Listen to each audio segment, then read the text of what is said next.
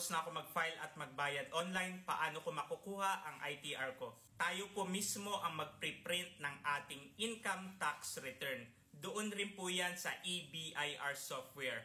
Pero dapat po ay may naka-install kang PDF printer. Kahit anong PDF printer po. Pag na-print out mo na ng PDF yung income tax return mo, i-print out mo rin ng PDF yung BIR email confirmation. Ganun din yung payment reference mo, tapos pagsamahin mo po sila at i-back up mo po online. Para madali mo itong mahanap kung gagamitin mo na for whatever requirements purposes. My name is George. I'm a freelancer's tax advisor at GA Consulting. What we do is we are empowering online freelancers through simple and stress-free tax compliance. If you are a freelancer at meron kang concern or question regarding freelancers BIR registration and freelancers tax compliance, comment mo lang yan at sasagutin ko yan.